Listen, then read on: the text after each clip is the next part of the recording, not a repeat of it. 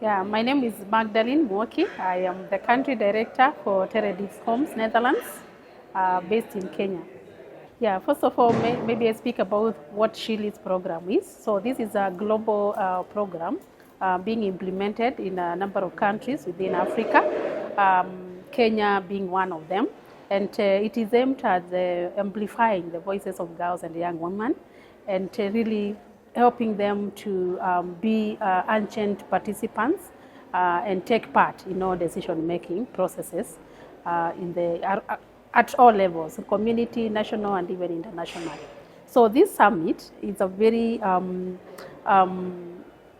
great moment when we bring together all the girls and young women from all these countries where this program is implemented, together with the policymakers, leaders, activists, and basically community leaders to come together to reflect on the journey that the program has meant, empowering girls and young women, and celebrate and also renew our commitment in terms of advocating for voices of girls and young women in decision making.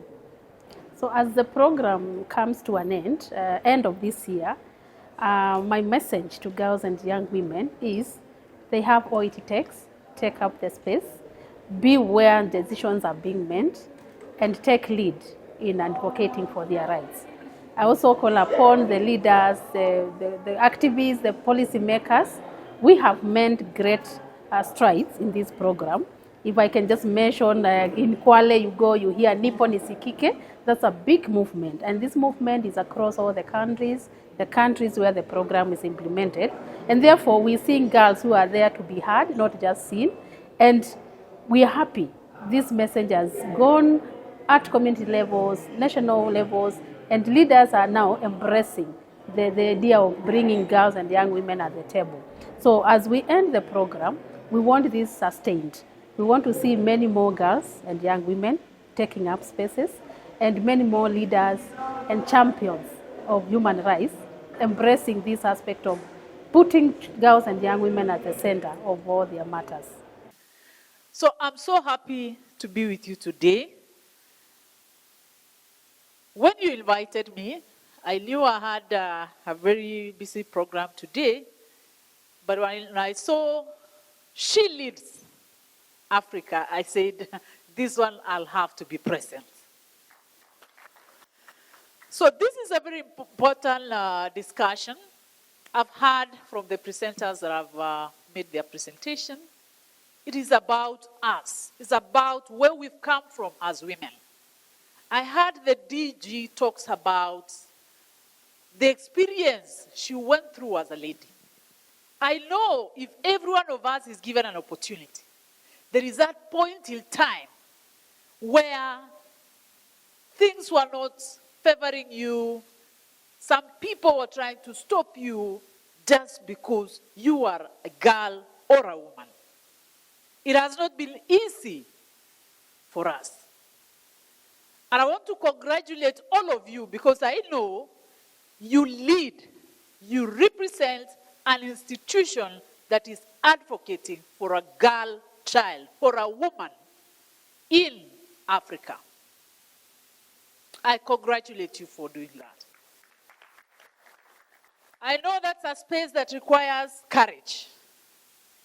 It is not easy to come out and speak and advocate for women because the space in Africa is still, we say parochial, patriarchal, yes. Patriarchal society. So it is not easy. It requires courage. Even me, I had an experience. And when I look at women like this, when I go to school to speak to girls, I remind them that it is possible because I'm here as a lady or as a woman, not because it was easy for me, but because of the focus and the voices of women who came earlier than us. Going forward, your voices will be the ones to be mentioned in your respective countries. It depends on how you speak now. is what you are speaking, what you are doing. Because sometimes we speak, but it's not exactly what we do.